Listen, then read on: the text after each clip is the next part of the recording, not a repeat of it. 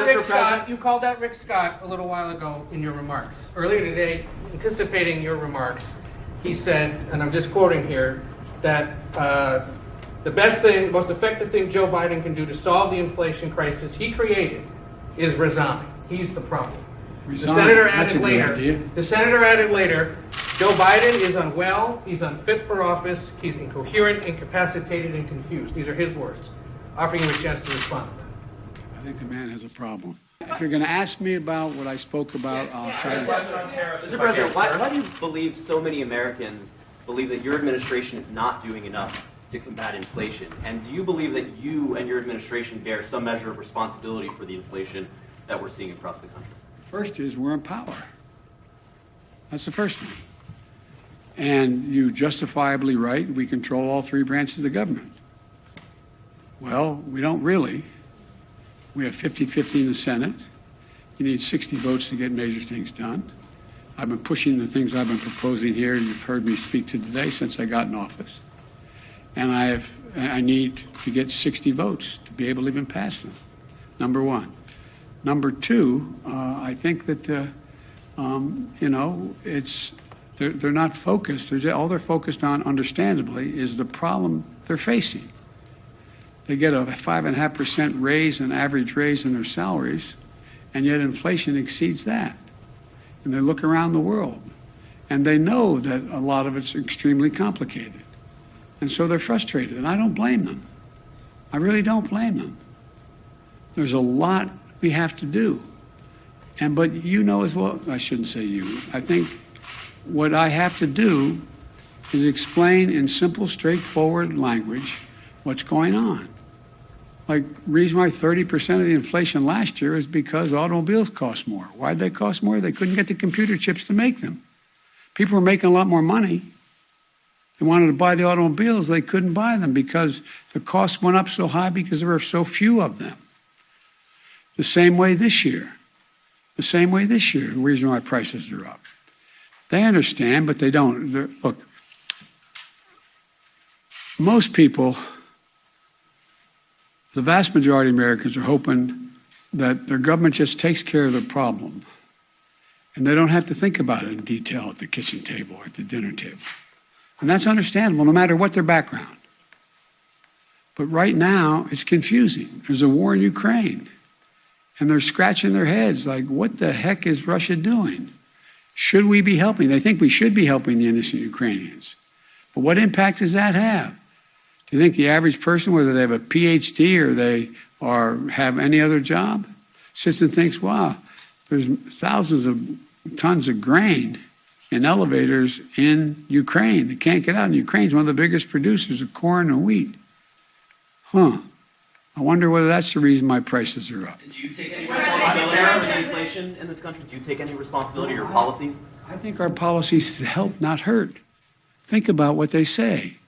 The vast majority of the economists think that this is going to be a real tough problem to solve, but it's not because of spending.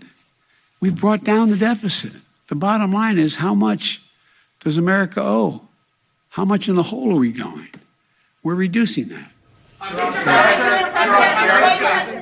Today you have retail gasoline prices and diesel prices at record highs. Yes. Yet you have yet to ask Americans to consume less. You're a train guy. Have you ever thought of your administration asking Americans to drive less, to take public transport? Well, if you ever raised a family like mine, you don't have to tell them.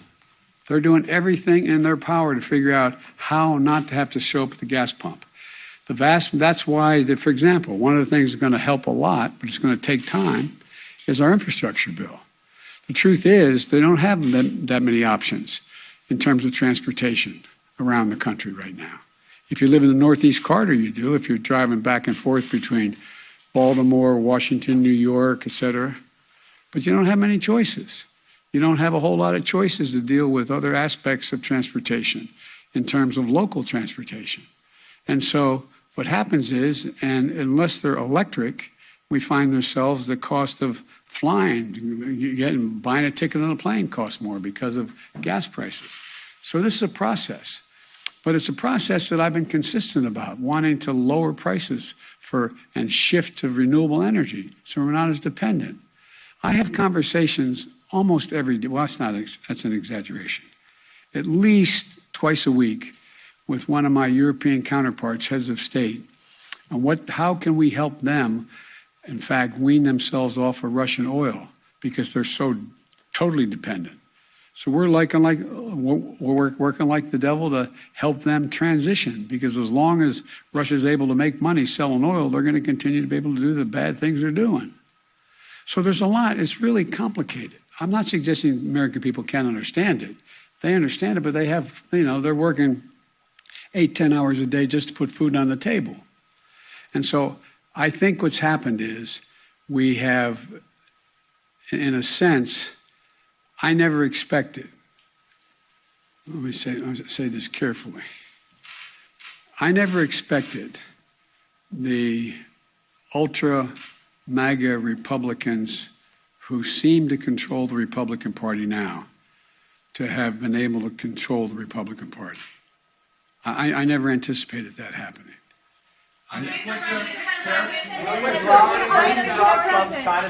Mr. President, a year ago, the administration was saying that inflation was transitory. That's obviously not the case now. How long do you think it will be until we see prices coming down? I'm not going to predict that.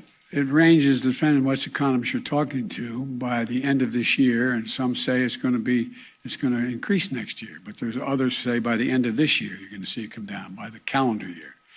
I don't know, but I know what we have to do to make sure that we can bring it down.